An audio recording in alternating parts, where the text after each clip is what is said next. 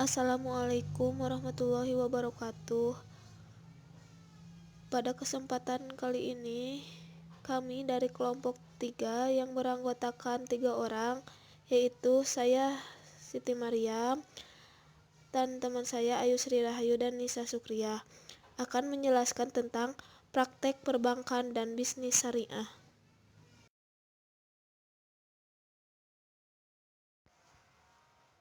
Dari praktek perbankan dan bisnis syariah akan dijelaskan 5 penjelasan menurut Muhammad sebagai pelaku bisnis. Yang pertama, ada perdagangan pada zaman Arab kuno. Yang kedua, ada kaum Quraisy sebagai penjaga Ka'bah. Yang ketiga, masa kelahiran dan masa kecil Muhammad. Keempat, kegiatan dan konsep perdagangan Muhammad. Dan kelima, ketokohan Muhammad dan pengetahuan kewirausahaan. Perdagangan pada zaman Arab kuno. Nah, keteladanan Rasulullah Muhammad SAW sebagai seorang pedagang bisa kita telusuri melalui sejarah perdagangannya. Demikian pula, tak kala menelusuri perdagangan pada bangsa Arab kuno, tidak bisa lepas dari peranan kaum Quraisy. Sebagaimana kita ketahui bahwa kaum Quraisy mempunyai kebiasaan berpergian, mengadakan perjalanan baik pada musim dingin maupun pada musim panas dalam rangka kegiatan perdagangan. Perjalanan musim panas dilakukan ke utara yang meliputi Syria, Yordania, Palestina, dan Lebanon. Bahkan tidak jarang mereka melangsungkan perjalanannya sampai ke Turki dan pembatasan Eropa Barat. Sedangkan pada musim dingin, daerah selatan Mekah seperti Yaman dan Ethiopia, dalam perjalanan itu mereka mendapat jaminan keamanan dari penguasa-penguasa dari negeri-negeri yang dilaluinya. Ini adalah suatu nikmat yang amat besar dari Tuhan mereka. Oleh karena itu, sewajarnya mereka menyembah Allah yang telah memberikan nikmat itu kepada mereka. Nah, paling istimewa ialah mereka paling aman sebagai kaum yang ditugasi menjaga Ka'bah dan kota Mekah. Kita mengetahui bahwa ada larangan berperang di Mekah. Dengan demikian, posisi kaum Quraisy sangat aman karena mereka sudah berkecukupan dan mencapai kemakmuran serta tidak ada rasa takut, maka pantaslah mereka mengucapkan syukur kepada Allah Subhanahu wa Ta'ala. Nah, selanjutnya kaum Quraisy sebagai penjaga Ka'bah. Peranan kaum Quraisy sebagai penjaga Ka'bah, maka kita telusuri terlebih dahulu mengenai sejarah penguasa-penguasa Ka'bah sebelum sampai ke tangan kaum Quraisy. Kota Mekah adalah satu tempat yang dipandang suci oleh seluruh bangsa Arab. Mereka berdatangan dari segala penjuru untuk mengerjakan ibadah haji dan umroh. Bangsa Arab bersepakat untuk tidak melakukan kekerasan dan peperangan di kota Mekah. Kota Mekah ini sudah sejak lama telah memiliki pemerintahan yang baik. Di antaranya, suku-suku yang telah memegang kekuasaan di Mekah ialah suku Amalikah, yaitu sebelum Nabi Ismail dilahirkan. Kemudian datang suku Jurhun mengalahkan suku Amalikah. Nah, pada tahun 440 Masehi, kaum Quraisy datang ke Mekah di bawah pimpinan Qusay untuk merebut kekuasaan diri dari suku Khuza'ah.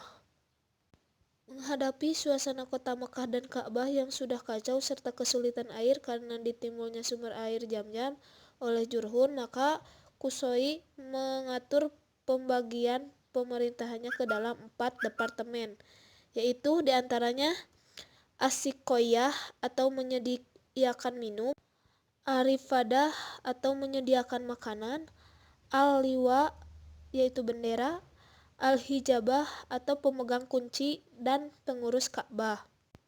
Yang pertama saya akan menjelaskan tentang As-Siqoyah atau menyediakan minum. Sehubungan dengan sumber mata air Zam-Zam yang telah ditimbun oleh orang-orang Jurhun, maka timbullah permasalahan kesulitan air untuk minum para jamaah. Oleh sebab itu, persediaan air harus diatur oleh Departemen As-Siqoyah. Departemen ini berfungsi untuk mengangkut air dari oase-oase terdekat. Air minum ini diletakkan dalam bak-bak air dan dicampur sedikit buah kurma dan anggur kering agar beraroma harum dan manis. Yang kedua ada ar-rifada atau menyediakan makanan. Nah, departemen ini mempunyai tugas untuk menyediakan makanan bagi jamaah haji yang kurang mampu. Departemen Arifadah melalui Kusai mengumpulkan harta kemudian menyumbangkan kembali bagi jamaah yang memerlukan makanan yang dibutuhkan oleh jamaah. Yang selanjutnya Al-Liwa atau bendera. Nah, departemen ini menyangkut urusan peperangan dan pemasangan bendera di ujung tombak serta mengobarkan semangat perang bagi anggota suku Quraisy. Dan yang terakhir ada Al-Hijabah atau pemegang kunci dan pengurus Ka'bah. Nah, Departemen Al-Hijabah memegang peranan sebagai pemangku kunci Ka'bah dan yang mengurus Ka'bah sebagai tempat suci menurut pandangan mereka. Nah, keempat departemen ini diurus secara turun-temurun oleh anak cucu Qusay sampai pada akhirnya dipegang oleh Abdul Muthalib atau kakek Rasulullah Muhammad SAW. Hikmah bagi kaum Quraisy sebagai penjaga Ka'bah. Karena kaum Quraisy pada saat itu sangat berkuasa, namun mereka selalu ramah dan berusaha melayani kebutuhan jamaah haji sebaik mungkin, seperti menjaga keamanan dan keselamatan serta ketentraman mereka.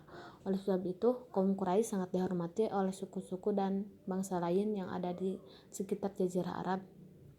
Yang terdapat 3 keuntungan utama yang dimiliki oleh kaum Quraisy, yaitu sebagai berikut ya. Yang pertama, Quraisy memiliki posisi lebih kuat, dihormati dan disegani oleh suku-suku lain sebab Quraisy telah memberikan layanan sangat baik dan menjaga keamanan tamu-tamu.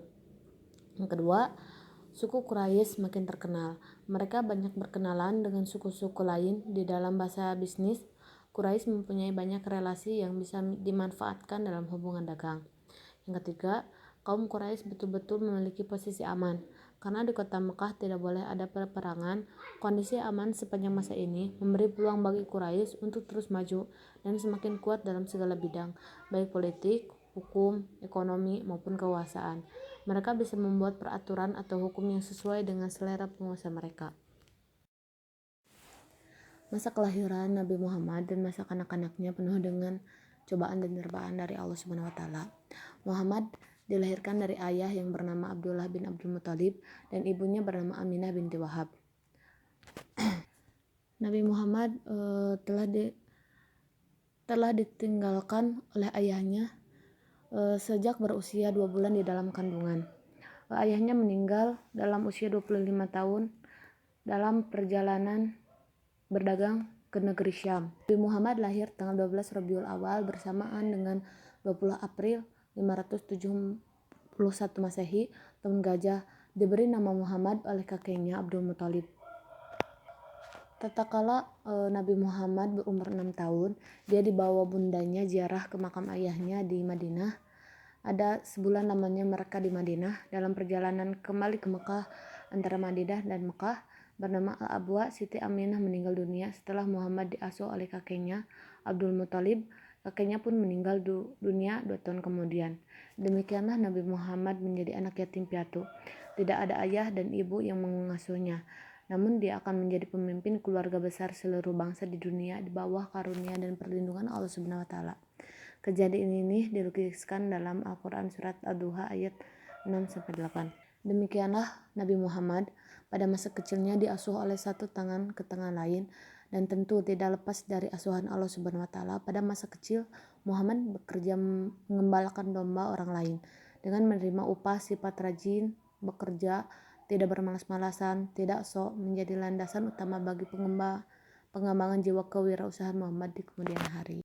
Muhammad ikut khalifah dagang. Pada suatu ketika Sepaman mau berangkat dengan kafilahnya ke Syria, keponakannya Muhammad memegang jubahnya dan memperlihatkan keinginan agar diperbolehkan ikut kafilah. Begitu sayangnya paman Abu Thalib kepada keponakannya, akhirnya Muhammad dibolehkan ikut, dan Abu Thalib berjanji akan menjaga keponakan dan akan selalu dekat dengannya, tidak akan berpisah jauh selama dalam perjalanan. Pada waktu itu umur Muhammad baru 12 tahun. Bayangkan pada usia 12 tahun mengikuti perjalanan kafilah begitu jauh dari Mekah, Madinah terus ke Syria. Kembali pada kisah Muhammad yang masih kecil sudah kembali dari perjalanan jauh ratusan bahkan ribuan kilometer mengikuti kafilah dagang bersama pamannya Abu Thalib. Pengalaman masa kecil ini akan berkesan pada setiap orang dan akan menjadi landasan pokok wirausaha yang bisa dikembangkan pada tingkatan usia selanjutnya. Banyak pakar pendapat bahwa pengalaman dagang semasa kecil akan sangat berpengaruh terhadap kemajuan bakat wirausaha pada saat dewasa. Demikianlah yang terjadi pada diri Muhammad. Umur yang dihabiskan beliau dalam berdagang ternyata lebih panjang dari yang beliau habiskan sebagai Rasulullah SAW. Secara umum, tahapan umur Rasulullah Muhammad SAW 63 tahun digunakan untuk masa anak-anak selama 12 tahun, masa berdagang selama 25 tahun, masa merenungi masalah kemasyarakatan selama 3 tahun, masa kerasulan selama 23 tahun. Ya, di sini saya akan sedikit menjelaskan tentang kegiatan dan konsep dagang Nabi Muhammad SAW. Sebagaimana yang kita ketahui bahwa Nabi Muhammad SAW itu dibesarkan oleh pamannya yaitu Abu Thalib, yang dimana pamannya tersebut adalah keluarga yang tidak kaya dan serba kekurangan. Akhirnya Nabi Muhammad SAW memutuskan untuk bekerja untuk mencari nafkah dan membantu meringankan beban pamannya. Di sini Nabi Muhammad SAW menjalin kerjasama dengan Siti Khadijah, di mana beliau sebagai bawahannya Siti Khadijah atau pekerja upahannya Siti Khadijah. Dikarenakan sifat-sifat beliau yang sangat baik, akhirnya Khadijah meminang Nabi Muhammad SAW. Dan di sini ada 3 kegiatan perjalanan bisnis Nabi Muhammad setelah ia menikah. Yang pertama, perjalanan dagang ke Yaman. Yang kedua, perjalanan dagang ke Najdi. Dan ketiga, perjalanan dagang ke Najran. Di sini juga, di samping melakukan perjalanan dagang tersebut, Muhammad juga melakukan kegiatan bisnis pada musim haji, mengikuti festival dagang, dan mengusahakan perdagangan grosir untuk mengisi toko dan perdagangan eceran di kota Mekah. Nah, di sini juga, untuk konsep dagang yang dilakukan oleh Rasulullah atau yang dilakukan oleh Nabi Muhammad SAW, yaitu konsepnya menjaga, mempertahankan, dan menarik nilai-nilai pelanggan, yang dimana konsep ini juga berkaitan erat dengan berusaha menjalin hubungan erat antara pedagang, produsen, dan pelanggan. Dan yang sekarang dalam konteks sekarang ini, untuk konsep-konsep yang tadi disebutkan dalam konsep perdagangan Nabi Muhammad itu, untuk konteksnya sekarang ini disebut dengan customer share marketing, yang dimana untuk customer share marketing ini berbeda dengan market share marketing, dimana di sini tujuan utamanya itu bagaimana cara menguasai pasar dengan teknik-teknik promosi atau menjual secara massal, seperti itu. Itu untuk kegiatan dan konsep perdagangan Nabi Muhammad SAW. Selanjutnya yaitu ketokohan Muhammad dan pengetahuan kewirausahaan. Di sini untuk ketokohan Muhammad di sini ada beberapa yang menyampaikan bahwa di sini sifat-sifat dan kegiatan-kegiatan Muhammad sebagai pedagang ini banyak diungkapkan dalam buku Muhammad sebagai pedagang, yaitu karya Afzalur Rahman. Sebelumnya sudah banyak literatur mengungkapkan ketokohan Muhammad, di mana di sini ketokohan Muhammad ada yang disebut sebagai negarawan, pemimpin umat, pemimpin militer, dan ada pula buku Muhammad sebagai tokoh nomor 1. Di sini tokoh yang diceritakan keistimewaan buku ini adalah membandingkan Muhammad dengan sejumlah tokoh besar dunia dan menyusun rankingnya. Dan menurut buku ini Muhammad merupakan tokoh yang paling berpengaruh dalam sejarah. Itu untuk ketokohan Nabi Muhammad SAW. Dan untuk pengetahuan kewirausahaan, di sini ada seorang profesor dalam bidang kewirausahaan dari Harvard Business School menyatakan bahwa kajian kewirausahaan baru muncul sebagai fokus perhatian dunia bisnis pada awal tahun 1980-an. Di sekolah ini kewirausahaan baru diajarkan pada tahun 1984. Dibandingkan dengan negara kita, pengetahuan kewirausahaan baru diajarkan pada tahun-tahun belakangan ini. Dari sini pada tahun 1970-an, Suparman sudah mempelopori sosialisasi pengetahuan dan sifat, sikap, dan perilaku wira swasta. Dan di sini juga Presiden Soeharto pada tanggal 14 April tahun 1979 dalam pertemuan dengan Lembaga Bina Wira Swasta telah menerima laporan lembaga dalam usahanya selama 80 tahun ini mengembangkan pendidikan wira swasta di Indonesia. Setelah itu pada tahun 1995 muncul keinginan pemerintah untuk menyebarluaskan pengetahuan kewirausahaan dan ditandai dengan keluarnya Inpres nomor 4 tahun 1995.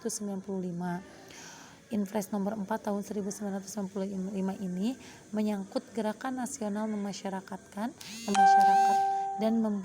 dan membudidayakan kewirausahaan atau GNMMK. Dalam Inpres tersebut dinyatakan bahwa kewirausahaan adalah semacam semangat, sikap, perilaku, dan kemampuan seseorang dalam menangani usaha dan atau kegiatan yang mengarah pada upaya mencari, menciptakan, menerapkan cara kerja teknologi dan produk baru dengan meningkatkan efisiensi dalam rangka memberikan pelayanan yang lebih baik dan atau memperoleh keuntungan yang lebih besar. Ya, mungkin itu untuk ketokohan Nabi Muhammad SAW dan pengetahuan atau mungkin lebih ke sejarah pengetahuan kewirausahaannya. Ya, mungkin itu yang dapat kami sampaikan, kurang dan lebihnya mohon dimaafkan dan mudah-mudahan bisa bermanfaat dan menambah ilmu buat kita semuanya. Wassalamualaikum warahmatullahi wabarakatuh.